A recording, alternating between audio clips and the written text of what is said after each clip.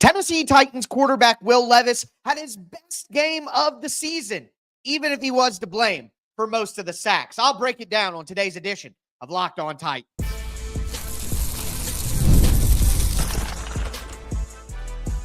You are Locked On Titans, your daily Tennessee Titans podcast, part of the Locked On Podcast Network, your team every day.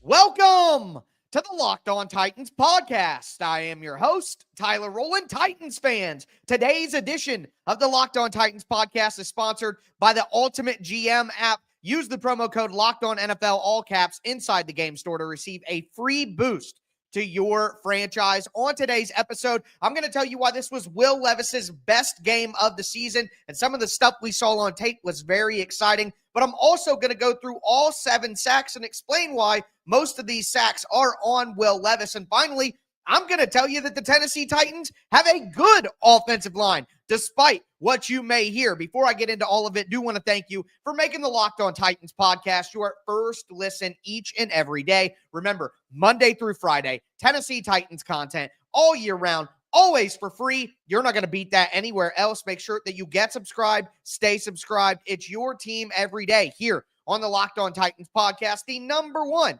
Tennessee Titans podcast in the world. Shout out to my everydayers out there tuning in Monday through Friday. Couldn't do it without you guys. If you're watching on YouTube, throw a thumbs up on the video, throw a Titan up down in the chat. And I don't ask for this a lot. I rarely ever say anything, but some reviews on Apple Podcasts would be very, very helpful midway through the season. I would appreciate anybody out there who would throw a 5-star review on the podcast. But with that being said, I went through Will Levis's tape in week 10. I watched every single Will Levis throw of the game.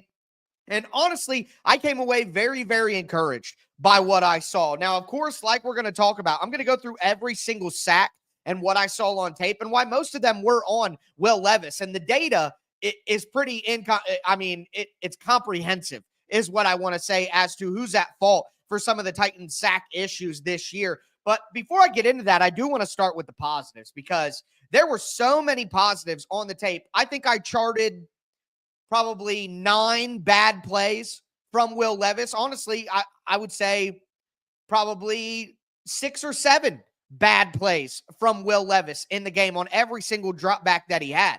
I had at least 13, 14, 15 good plays for Will Levis where he did his job. You know what I mean? And I think that is a very, very positive step for Will Levis. And I think some of the stuff that I saw on tape was correctable, but think about what we saw. The touchdown throw to Calvin Ridley, the very first one of the game. He keeps his eyes over to the left side of the field, brings the safety in to make sure that he can't get over to Calvin Ridley on the backside post, and then hits Calvin Ridley perfectly in stride. Again, some people said that ball was a little bit underthrown. I think that ball was perfect, and it hit Calvin Ridley right in the chest, and he walked in for a touchdown. What more can we ask for in that situation? You think of the second touchdown to Calvin Ridley, probably Will Levis's best throw of the day, a layered, beautiful bucket drop to Calvin Ridley on a slot fade on the left side of the end zone. I mean, it was absolutely fantastic. And those are the plays where that's the arm talent that we've seen from Will Levis that gets you so exciting. Not only that, but anticipatory throws, throwing with anticipation, not something that you see a ton on Will Levis's tape and something that as he gets more experience, hopefully he can get better at. But he threw 2 slants to NWI and then had an in route as well where he threw the ball perfectly with anticipation. What the Chargers were doing in this game is they were running split field coverage. They would basically run cover 4 on one side of the field with 2 deep quarters, and then you would have a curl guy, and then you would have a hook defender on the inside, and then on the backside of it, they would run a 3-man coverage where they would have a guy in the flat, they would have a guy on the hook on the inside intermediate, and they would have a deep half. So they're playing cover 2 on one side, cover 4 on the other, kind of a cover 6, if you will, but it's split field coverage is what I like to call it. They're running 2 different coverages, and Will Levis on the backside where they were running cover 2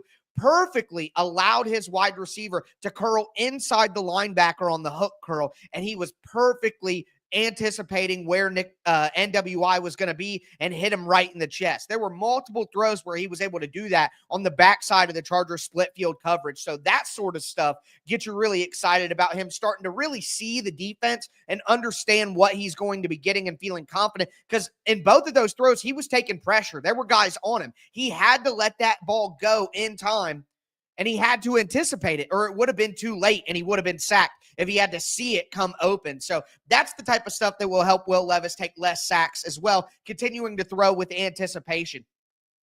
He did have a few misses out there. I'm not going to act like, they weren't there. The out route to NWI on 3rd and 6, he just threw the ball far too outside, and it was an inaccurate pass. It was a bad throw. Now, there was a penalty that would have negated it, even if he caught it. But still, we are judging the down-to-down performance. There were a couple miscommunications, at least 2 miscommunications with Calvin Ridley in terms of Levis throws to a spot and Ridley is in a different spot. Again, that's correctable stuff right there. And then you look at the run game. Will Levis had 2 design runs in this one, both in short yardage situations. One was a design quarterback lead where the Titans are in 5 wide, and you have a guard and a tackle pull around to the inside and lead Levis through the hole. And then you had a quarterback sweep out of 5 wide where they faked the jet sweep, and then Levis took off around the outside with 2 pullers in front of him. I really like the idea of doing that with Will Levis. He's a guy who wants to play physical football, and you don't want him taking shots whatsoever. But at the same time, if you let Will Levis run the football a little bit on designed runs, I think it keeps him in the game, and I think he gets excited to do it. So I like that the Titans did that. Couple of scrambles in this game that were pretty impressive, where Will Levis not only got first down yardage, but was able to slide down and protect himself. There was 1 second down in the red zone where he did not do that, and he took some shots up the middle. But again, he's a physical guy who's going to want to run the ball. So you look at the anticipatory throws. You look at some of the excellent throws to Calvin Ridley for touchdowns. You look at the clean operation as well, the screen passes, the quick outs, the little short stuff, the quick timing stuff. He was so much better on all of those kind of operational things where the play is going to be open. You just need to not mess up. They're the layups. He got all of his layups. He made some excellent throws as well with the anticipatory throws to NWI. And then think about the post route that he threw to Bryce Oliver for Bryce Oliver's first catch of his career. Like the 2 anticipatory throws, the 2 touchdown throws to Calvin Ridley, the post to Bryce Oliver. Those are excellent throws. So 5 excellent throws, a ton of clean plays, some good runs designed and on scramble, and then really just 5 or 6 bad plays, counting the 3 or 4 sacks that he was responsible for, and then a couple of miscommunications and a bad throw to NWI. He really only had 1 inaccurate pass the entire day that was just he needed to throw a better pass. That is encouraging stuff. Now, I'm not going to tell you that Will Levis is going to become elite, and he still has some major problems that if he doesn't correct, it's never going to click for him. But this was by far his best game of the year, even with all of that being said. So let's talk about these sacks, because that's a big topic coming out of this game. Who is responsible for the sacks? By my count, Will Levis was responsible for 4 out of the 7, but I'll break down what happened on every single one of them. Before I do want to let you guys know that today's episode is brought to you by the Ultimate Pro Football GM app. Titans fans, remember our great partner, Ultimate Pro Football GM? Well, they're back, and they have added a new amazing game mode that I have to tell you all about. The game that has you step into the shoes of a football franchise GM and lead it to glory now has a head coach mode. So on top of getting to build your dynasty by drafting players, signing free agents, building a coaching staff, now you also get to call offensive plays during the games as well. Additionally, you'll dig into some new tools that can help you, like individual training camps and upgraded negotiation system. This fun and realistic game just got a lot better. If you already have it installed, just make sure to do an update. If you don't have it downloaded, you need to do it right now. I know that you will love it. It's the Ultimate Pro Football GM app. It's completely free, has no ads, and is 100% playable offline, on the go, when you want, as you want. And I got a special offer for my Locked On Titans fans. Use the promo code LOCKEDONNFL in all caps inside the game store, and you're going to get a free boost for your franchise. Make sure to get it, as this perk will jumpstart your play and give you the advantage that you need to create your dynasty. Download the game by visiting ultimate-gm.com or just look up the Ultimate Pro Football GM in your app store. Start your dynasty today. Today's episode is also brought to you by FanDuel. So, second half of the NFL season awaits. Make sure that you're ready for all the action with FanDuel, America's #1 sportsbook, because right now, new customers can bet $5 and get $150 in bonus bets if you win. The FanDuel Sportsbook app gives you everything you need to place live bets on the NFL all in one place. So when you get a hunch in the middle of a game, you can check out the latest stats, you can view live play-by-play, and so much more on the same page where you place your bets. Visit FanDuel.com today to get started, and you'll also get started with a $150 in bonus bets if you win your first $5 bet. That's FanDuel.com. Never waste a hunch and make every moment more with FanDuel, an official sportsbook partner of the NFL.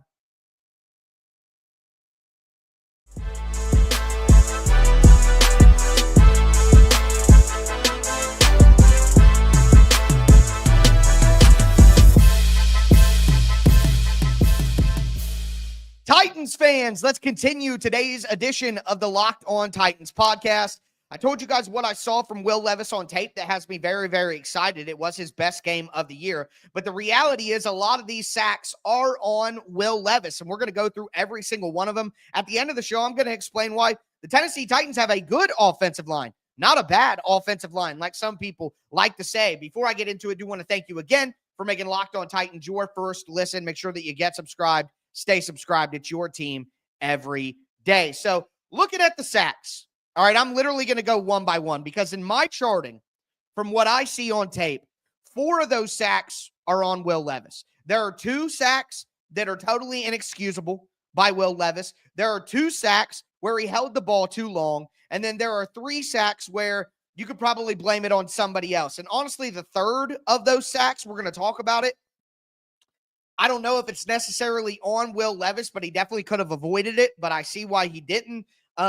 But at the end of the day, most of the sacks are on Will Levis. And at the end of the show, when I tell you why I think the Titans have a good offensive line, I'm going to show you some particular numbers that point even further in this direction, that Will Levis is the primary reason for most of these sacks. Now, looking at the first sack of the game for the Titans against the Chargers, Will Levis takes a rollout, and he's on the sideline, and Chigakonkwo is open about 7 yards in front of him.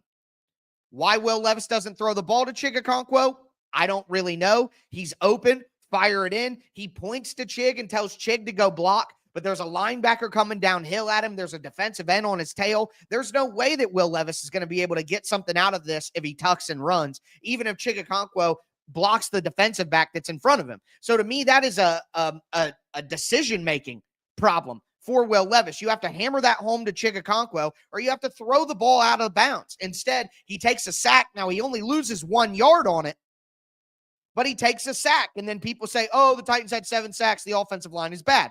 But that is purely on Will Levis. It's a play-action rollout. Throw the ball to Chig on the sideline when he's open, or throw the ball out of bounds. The worst thing you can do is take a hit and take a sack where you lose a yard. It's a bad decision. So to me, there is no question, there is no debate. That sack is on Will Levis, 100%.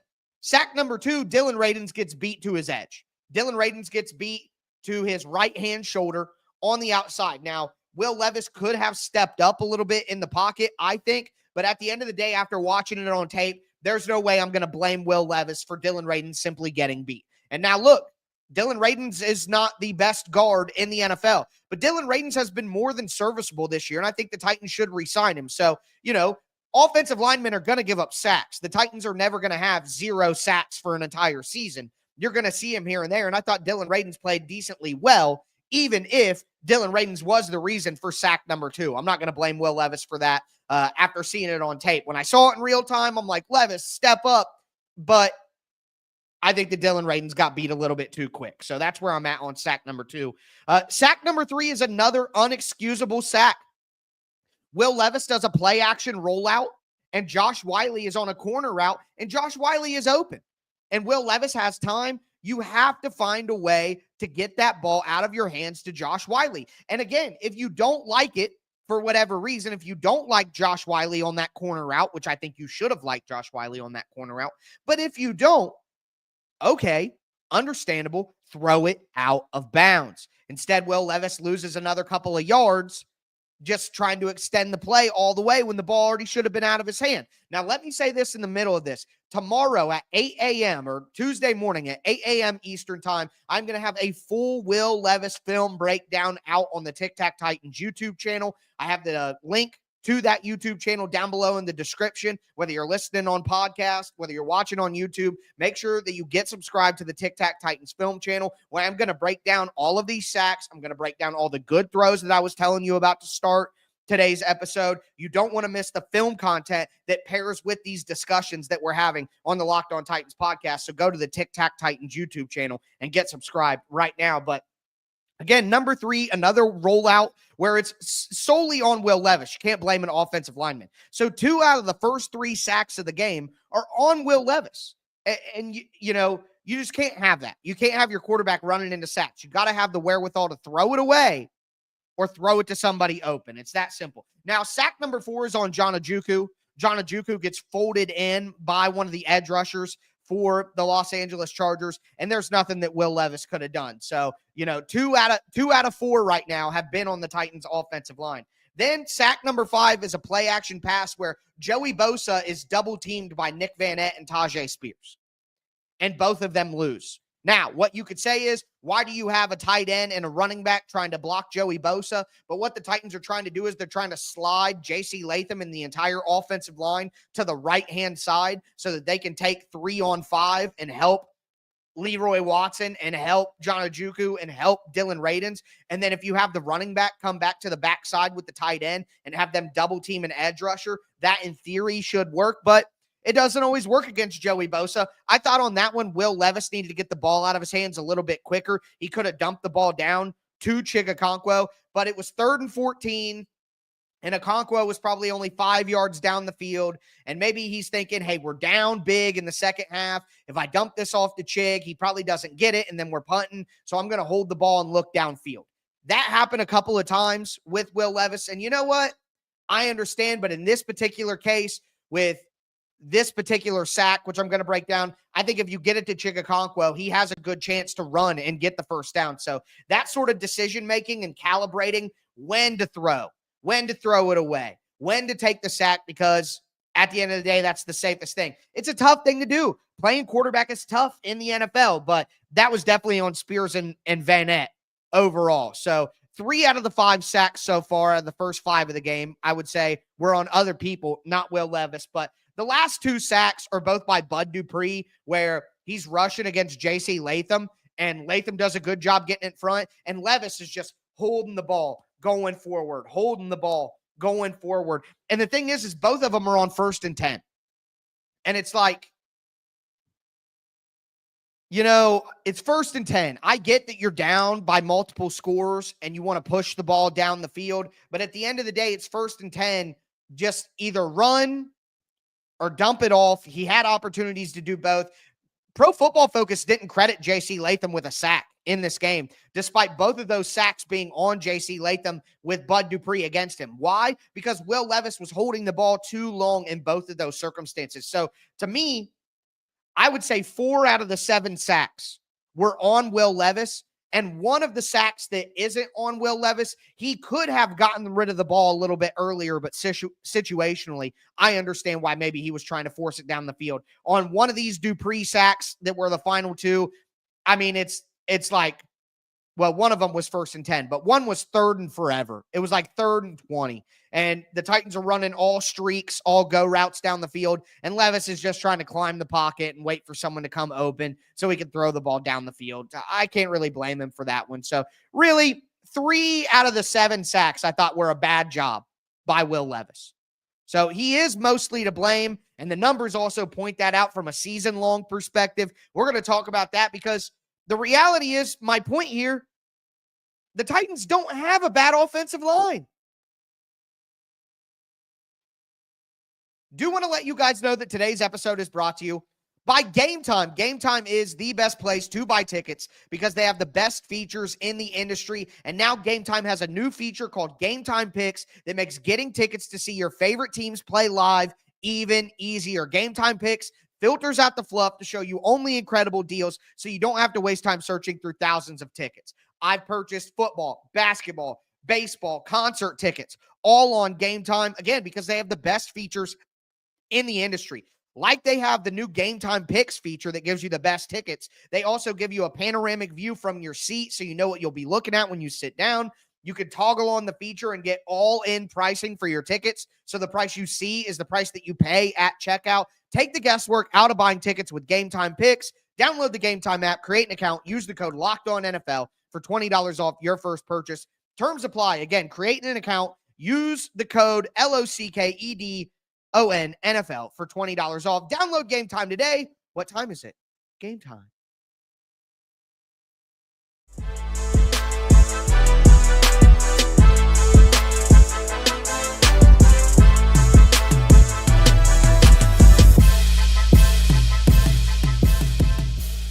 Titans fans, let's cap off today's edition of the Locked On Titans podcast, really stepping into the tape breakdown of Will Levis and explaining exactly what I've seen on tape. We talked about the good stuff that has you excited. We talked about the sacks and how Will Levis needs to help his offensive line out. And I just want to give even more credit to this Tennessee Titans offensive line. Guys, you look at the second quarter of the NFL season since the bye week, really the game before the bye week against Miami, this Tennessee Titans offensive line has been good. They haven't been incredible. It's not the Detroit Lions offensive line by any means, but outside right tackle, they have been excellent.